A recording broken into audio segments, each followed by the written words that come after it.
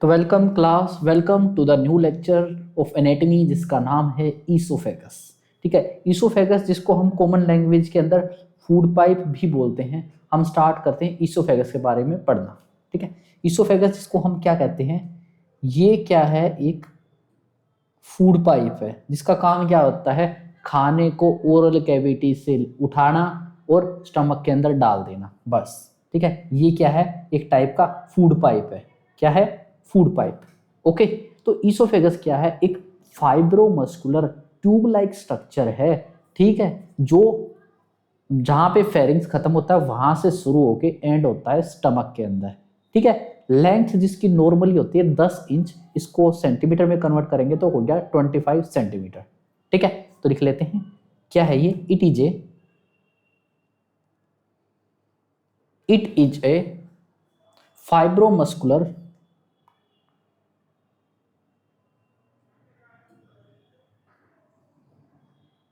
Tube like structure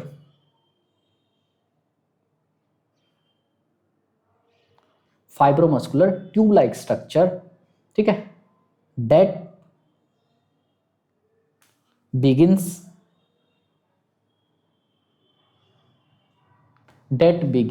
at the lower end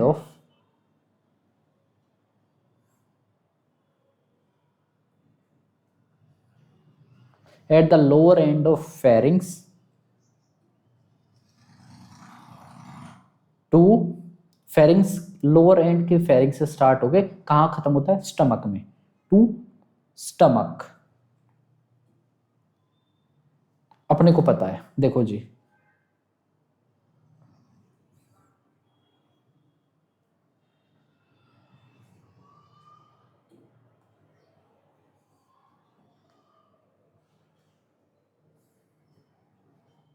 ये होता है आपका ईसोफेगस।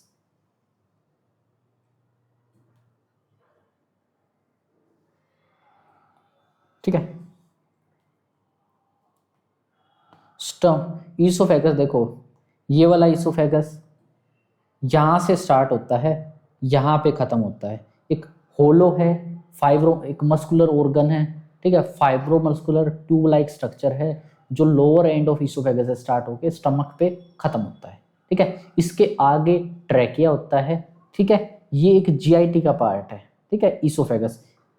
ओके, अब बात ठीक है, अब बात करते हैं इसकी लेंथ की, ईसोफेगस की लेंथ।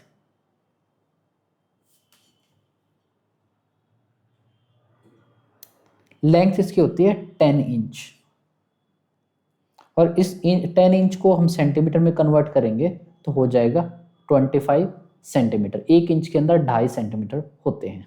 ठीक है, और इसका डायामीटर की अगर बात करें तो रफली 1 इंच का होता है।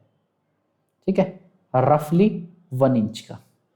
ठीक है, इसकी इंपॉर्टेंट है लेंथ। ठीक है, इसकी इंपॉर्टेंट है लेंथ। ओके, तो ये है आपका ईसोफेगस। ओके, अब बात करते हैं इसका स्ट्रक्चर, ये कहाँ से स्टार्ट होता है और कहाँ पे एंड होता है। ठीक है, वैसे तो इस जहाँ पे फेरिंग्स खत्म होता है वहां से स्टार्ट होके स्टमक में एंड हो जाता है, लेकिन अनेटमिकल वर्ड्स की अगर बात करें, एनेटमी के अंदर किस वर्ड से हम इस लोकेशन को डिनोट करते हैं, तो एनेटमी के वर्ड के अंदर हम बात करते हैं तो एनेटमिकली ये जो ईसोफेगस होता है ना, ये स्टार्ट होता है C6 की लेवल पे, सर्वाइकल वर्टिब्रा 6th की लेवल पे स्टार्ट होके ये एंड होता है थोरेसिक वर्टिब्रा 10 के लेवल पे। और इसको कीजिए आप हाईलाइट, ये होता है C6 पे स्टार्ट और T एंड पे एंड। ठीक है, एक बार ये भी पूछा गया था कि ये जो ईसोफेगस है ये स्टमक के अंदर, ठीक है, ये एंटर किस लेवल पे होता है, तो इसके अंदर लिख लेंगे इट एंड्स। ठीक है, इट एंड्स, या इट एंड्स को तो नहीं, इसको लिखेंगे it enters into stomach at T11 level. ठीक है, एक बारी एम्स भोपाल में एमसीक्यू आया था कि ईसोफेगस किस लेवल पे, किस एनाटॉमिकल लेवल पे स्टमक के अंदर एंटर होता है। खत्म तो ये 10 पे हो जाता है, लेकिन स्टमक के अंदर एंट्री इसकी होती है T11 के लेवल पे, ठीक है। तो ईसोफेगस, और एक तो ये चीज पूछा गया था, और सेकंड ये चीज पूछा गया था कि ईसोफेगस डायफ्राम को किस लेवल पे क्रॉस करता है, तो वो होता है T10, ठीक है। तो लिख लेते हैं ईसोफेगस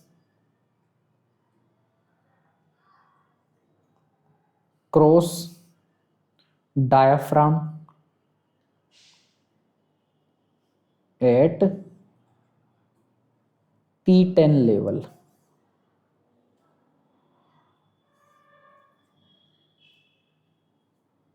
एट T10 लेवल अपने को पता है ये ईसोफेगस होता है, और ईसोफेगस जहां से स्टमक के एब्डोमिनल कैविटी के अंदर एंटर होता है ना, वहां पे एक मसल प्रेजेंट होती है जो थोरेसिक कैविटी और एब्डोमिनल कैविटी को सेपरेट करती है।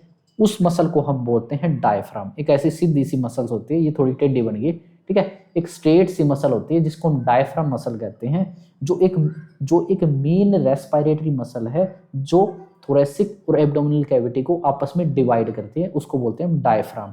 तो डायफ्राम क्रॉस करते ही ईसोफेगस स्टमक के अंदर एंटर हो जाता है, ठीक है। तो सेकंड पॉइंट ये था, oesophagus cross diaphragm at T10 level. ये है इंपॉर्टेंट पॉइंट। ये दोनों पॉइंट इंपॉर्टेंट है, थोड़ा सा बस एक बारी बस नजर मार लेना, ठीक है। पूरे को हाईलाइट करने की जरूरत नहीं, बस हल्का फुल्का एक बारी नजर आप मार लेना, ठीक है। अब बात करते हैं ईसोफेगस की एनाटॉमी की। तो ईसोफेगस देखिए, इधर बनाते हैं हम ईसोफेगस। एक होलो फाइब्रोमस्कुलर ट्यूब लाइक स्ट्रक्चर है जिसके एक ऊपर स्पिंटर है, एक नीचे स्पिंटर है। जो ऊपर वाला स्पिंटर होता है ना, इसका नाम क्या होता है, अभी हमने पढ़ा, इसका नाम होता है क्रिकोफेरेंजियल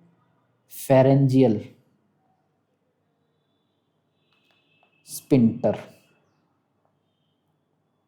जो ऊपर जो स्पिंटर प्रेजेंट होता है उसको बोलते हैं हम क्रिकोफेरेंजियल स्पिंटर, ठीक है, अपर स्पिंटर को। और जो नीचे एक स्पिंटर प्रेजेंट होता है उस स्पिंटर को हम बोलते हैं कार्डियक स्पिंटर।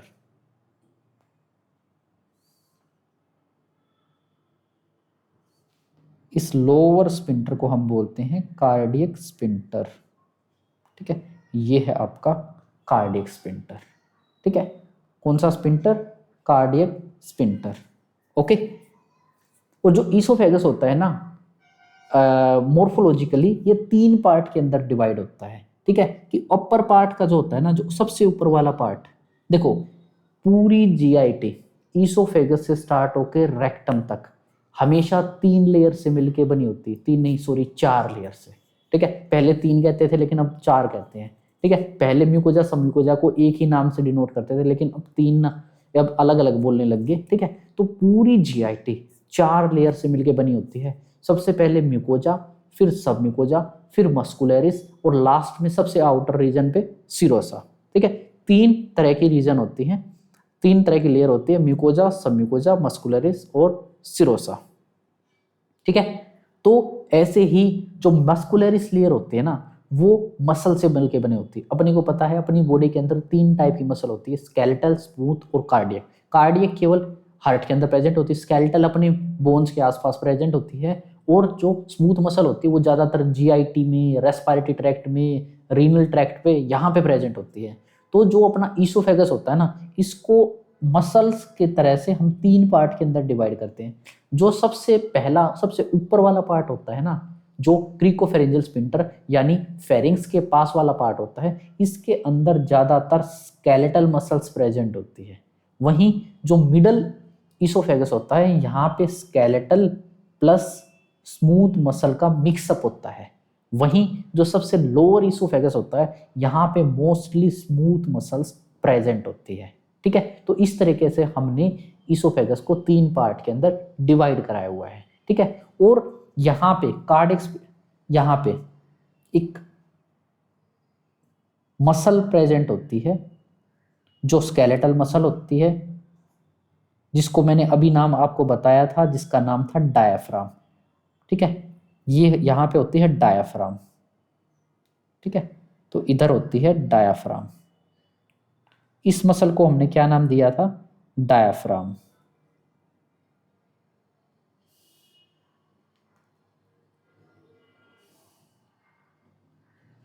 तो ये एक मसल है जिसका नाम हमने दिया है डायाफ्राम। ये कौन सी मसल है?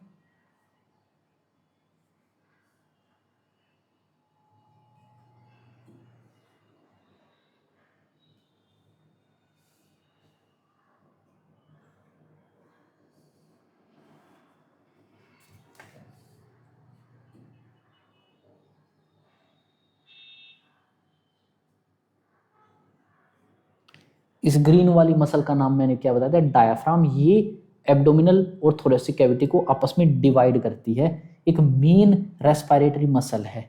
तो वो पार्ट डायाफ्राम का जहाँ पे ईसोफेगस स्टमक के अंदर एंटर करता है, उस पार्ट को हम बोलते हैं हाइटस। इस पार्ट को हम बोलते हैं हाइटस। वो पार्ट जहाँ से ईसोफेगस, वो पार्ट डायफ्राम का जहां से इसोफेगस स्टमक के अंदर एंटर करता है, उसको हम बोलते हैं हाइटस।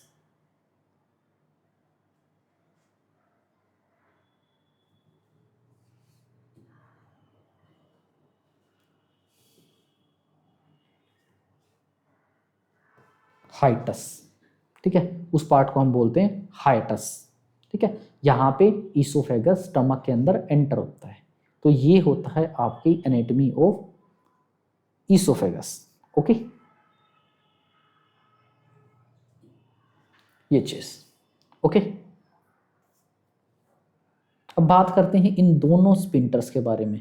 देखो, क्रिकोफेरेंजियल स्पिंटर है, जो अपर ईसोफेजियल स्पिंटर भी बोलते हैं इसको। इसका फायदा क्या है?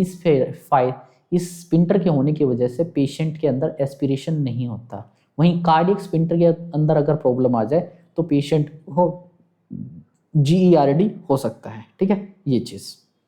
ओके, तो मैंने क्या बताया है, अगर क्रिकोफेरेंजियल स्पिंटर के अंदर अगर किसी पर्सन को प्रॉब्लम आ जाए तो पर्सन के अंदर क्या देखने को मिल सकता है? एस्पिरेशन। वहीं अगर किसी को कार्डियक स्पिंटर के अंदर प्रॉब्लम आ जाए तो पर्सन को देखने को मिल सकता है GERD, gastro oesophageal reflex diseases. ठीक है, तो ये था आपका एनेटमी।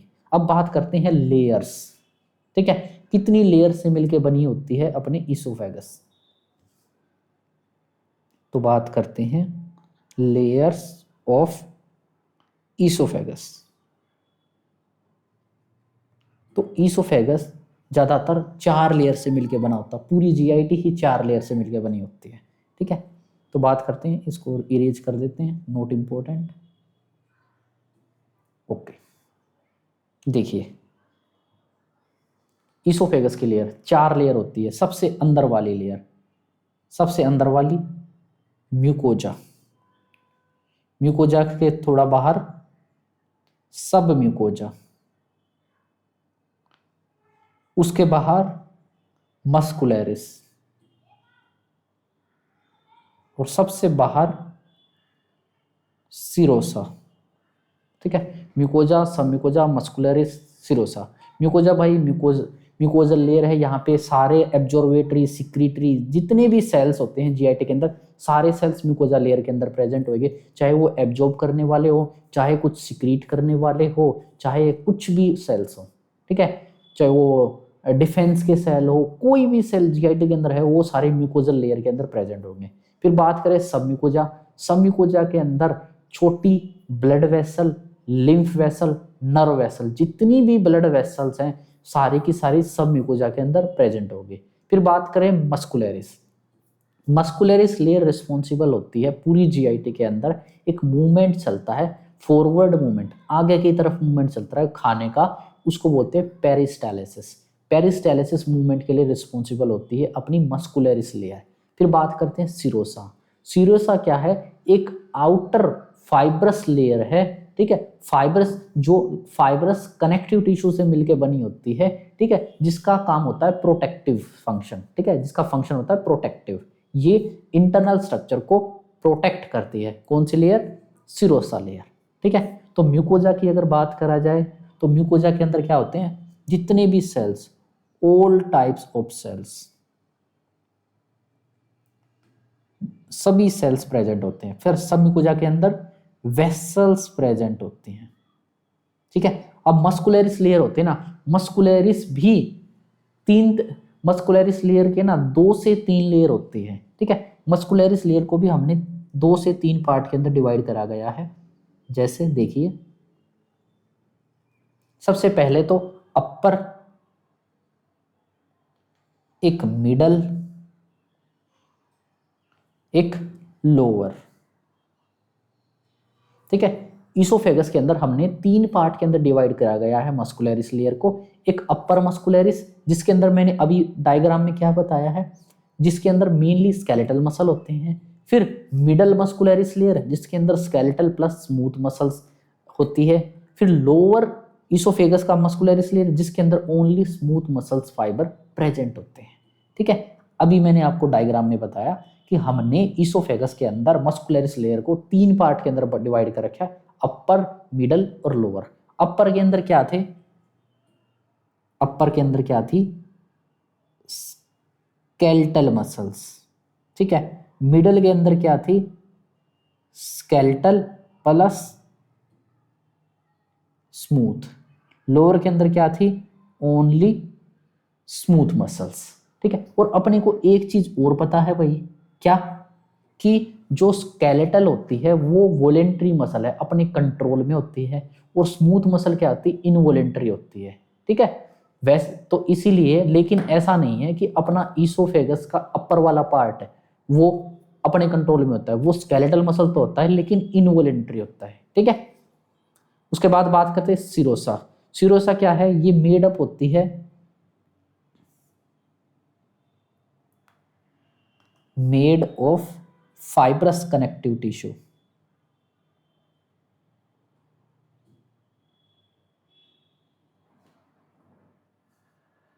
जिसका प्रोटेक्टिव फंक्शन होता है,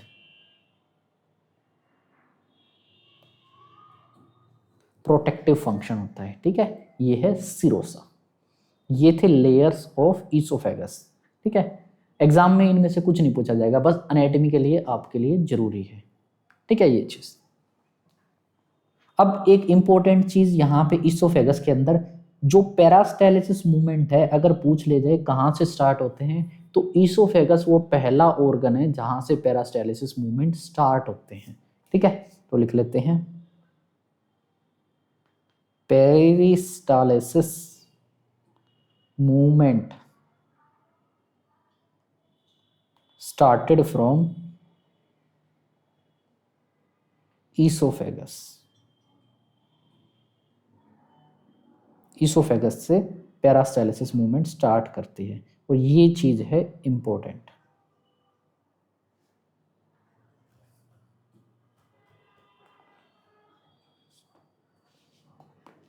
ईसोफेगस से स्टार्ट होती है।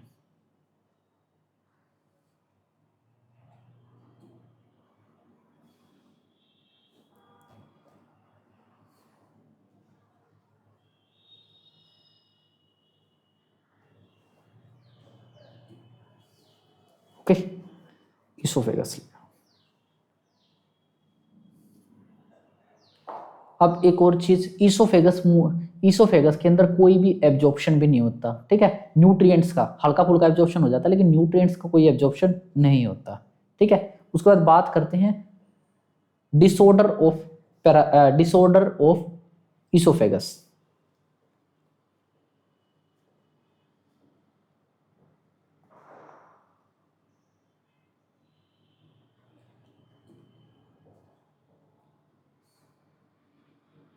ईसोफेगस के डिसऑर्डर, ठीक है। तो सबसे पहले बात करते हैं हम अपर स्पिंटर के डिसऑर्डर। सबसे पहले देखो, ईसोफेगस के अंदर 2 स्पिंटर होते हैं, एक होता है अपर, एक होता है लोअर।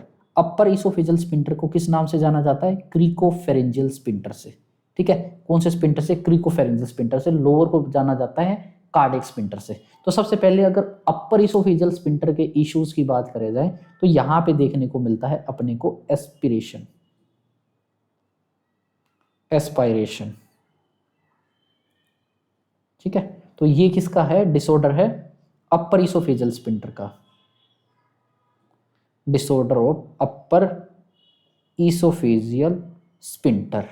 ठीक है, किसी भी रीजन की वजह से क्या हुआ है, अपर ईसोफेजियल स्पिंटर ओपन नहीं हुआ या वो ओपन रह गया।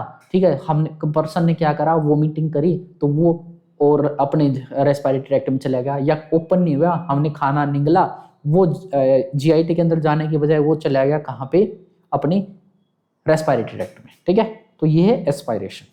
ठीक है, उसके बाद बात करते हैं सेकेंड इशू, यहाँ पे देखने को मिलता है लोअर ईसोफेजियल स्पिंटर के अंदर, जिसका नाम है एक्लेशिया।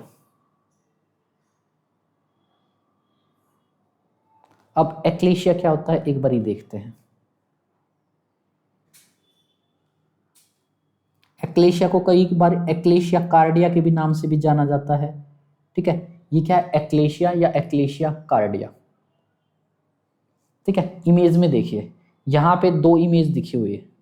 ठीक है, एक तरफ नॉर्मल है, हेल्दी इसोफेगस है, एक तरफ है एक्लेशिया कार्डिया। एक्लेशिया कार्डिया के अंदर क्या हुआ है, लोअर इसोफेजियल स्पिंटर क्या हुआ है, ये अच्छे से ओपन नहीं हो पाया, इससे खाना स्टमक के अंदर नहीं पहुंच पा रहा, इसको बोलते हैं एक्लेशिया। ठीक है, एक न्यूरोमस्कुलर डिसऑर्डर है। ठीक है, जहां पे लोअर इसोफेजियल स्पिंटर के आसपास के अंदर यहाँ पे पेरास्टाइलिस मूवमेंट अब्सेंट हो जाती है, उसको बोलते हैं एक्लेशिया कार्डिया। एक बार ही लिखते हैं, उसके बाद आपको अच्छे से क्लियर हो जाएगा। ठीक है, एक्लेशिया के अंदर लिख लो, disorder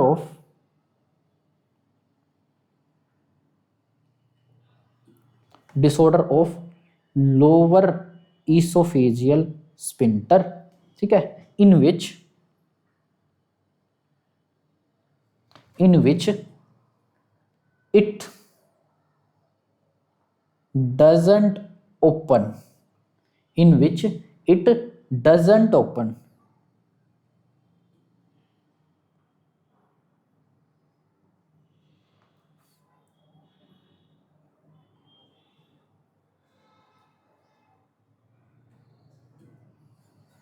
in which it doesn't open। ठीक है, ये ओपन नहीं हो पाता, क्लोज रहता है। ठीक है, ये क्या है, एक न्यूरोलॉजिकल डिसऑर्डर है, it is a neurological disorder. ये क्या है, एक न्यूरोलॉजिकल डिसऑर्डर है, in which lack of peristalsis,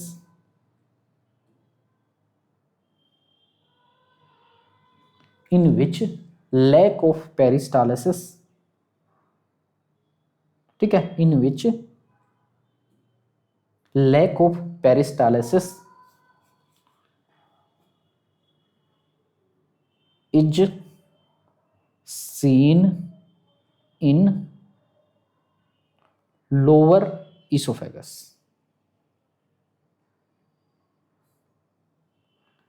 ये क्या है, एक न्यूरोलॉजिकल डिसऑर्डर है जिसके अंदर लोअर इसोफेगस के अंदर अपने को पेरास्टाइलिस मूवमेंट देखने को नहीं मिल पाती और वो ओपन नहीं हो पाता। ठीक है, पेरास्टाइलिस मूवमेंट ना होने की वजह से वो ओपन नहीं हो पाता, वो क्लोज रहता है, जिसकी वजह से क्या होता है, खाना स्टमक के अंदर नहीं जा पाता। ठीक है, जिससे रिजल्ट क्या होता है, इन दोनों चीजों की वजह से food can not goes into stomach. ये है आपका एक्लेशिया, एक लोअर इसोफेजियल स्पिंटर का डिसऑर्डर, जिसके अंदर देखिए ये एक नॉर्मल है, खाना आया, सपोज करो यहाँ पे खाना था, ये खाना इधर गया, स्पिंटर ओपन हुआ, स्पिंटर ओपन होने के बाद खाना चला गया स्टमक में। लेकिन यहाँ पे क्या है, स्पिंटर देखो, लोअर इसोफेजियल स्पिंटर ओपन नहीं हुआ। ठीक है, ओपन मतलब रिलैक्स नहीं हुआ, वैसे तो कॉन्ट्रैक्ट है, कॉन्ट्रैक्ट है मतलब क्लोज है, रिलैक्स है यानी ओपन हो गया। ठीक है, तो ये रिलैक्स रहा। ठीक है, ये ओपन नहीं हो पाया, जिससे खाना देखो यहीं पे खड़ा रह गया, ये नीचे की तरफ नहीं गया। ठीक है, स्टमक के अंदर नहीं गया, इसको बोलते हैं एक्लेशिया कार्डिया या एक्लेशिया। ठीक है, तो ये था आपका एक्लेशिया। उसके बाद बात करते हैं तीसरा डिसऑर्डर, फिर बात करते हैं हम तीसरा डिसऑर्डर की।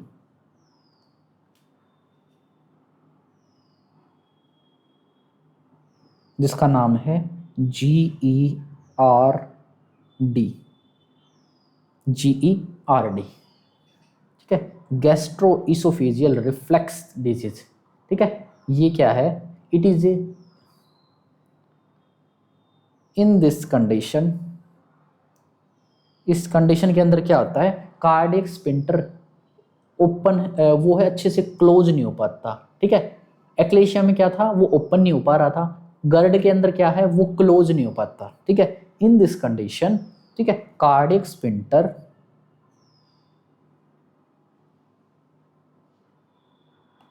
in this condition cardiac sphincter doesn't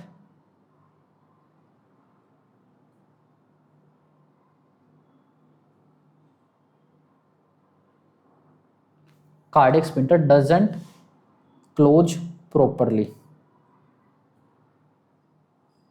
अच्छे से क्लोज नहीं हो पाता, ठीक है, अच्छे से क्लोज नहीं हो पाता, कौन सा, कार्डियक स्पिंटर, ठीक है, जिससे रिजल्ट इन रिफ्लक्स, ठीक है, reflux of gastric content,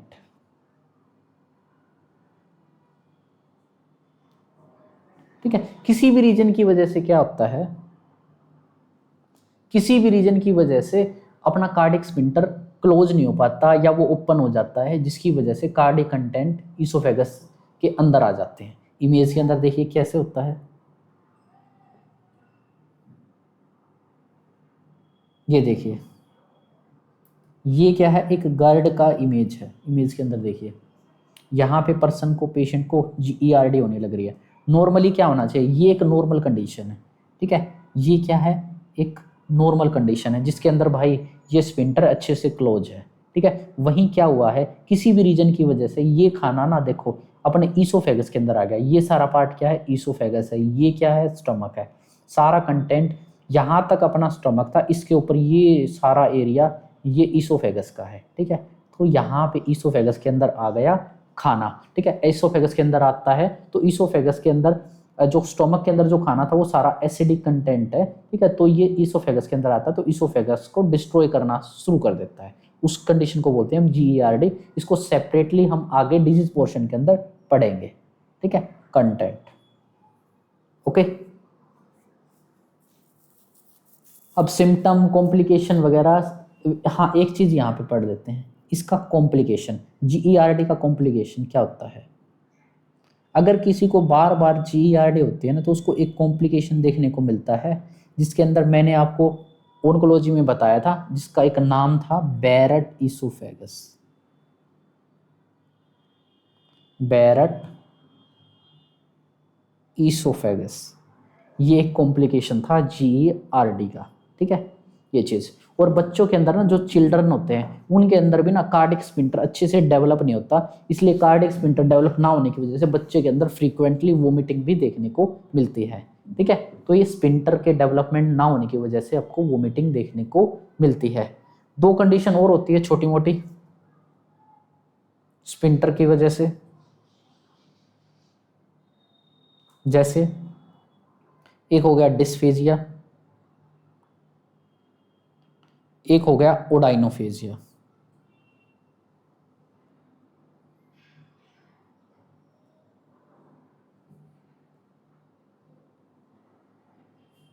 dysphagia क्या होता है, डिफिकल्टी इन स्वेलोइंग, ओडाइनोफेजिया क्या होता है, पेनफुल स्वेलोइंग।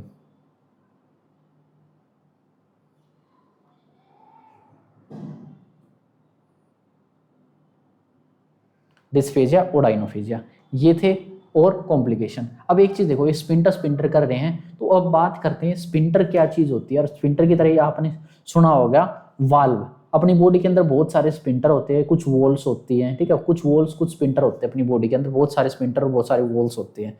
तो इन स्पिंटर और वॉल के अंदर क्या डिफरेंस है, ठीक है, मैं क्या कह रहा हूँ, एक होता है स्पिंटर,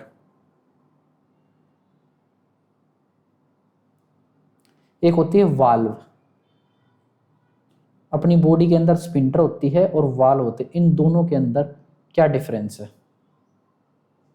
ठीक है, स्पिंटर हो गया और एक तरफ होगी वाल्व, इन दोनों के अंदर डिफरेंस क्या है। देखिए जो स्पिंटर होता है, जैसे कार्डियक स्पिंटर हो गया, क्रिकोफेरेंजियल स्पिंटर हो गया, ये क्या मल्टी डायरेक्शनल होते हैं। इसके अंदर खाना ऊपर से आ भी सकता है और वोमिटिंग करेंगे तो खाना बाहर निकल भी सकता है, ठीक है। वही वाल्व होती है, वाल्व होती है यूनी डायरेक्शनल, जैसे अपने हार्ट के अंदर होती है ट्राइकस्पिड वाल्व, बाइकस्पिड वाल्व। अब एट्रियम से वेंट्रिकल के अंदर ब्लड आ गया ना, तो कभी भी वेंट्रिकल का ब्लड ऊपर एट्रियम के अंदर नहीं जाएगा।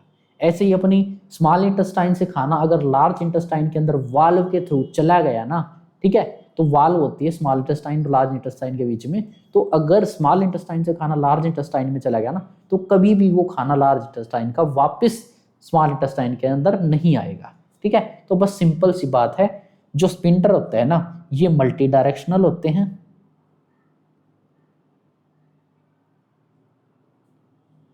और वहीं वाल्व होती है यूनी डायरेक्शनल। बस इतना छोटा सा डिफरेंस है दोनों के अंदर। तो ये था आपका ईसोफेगस कंप्लीट। Thank you.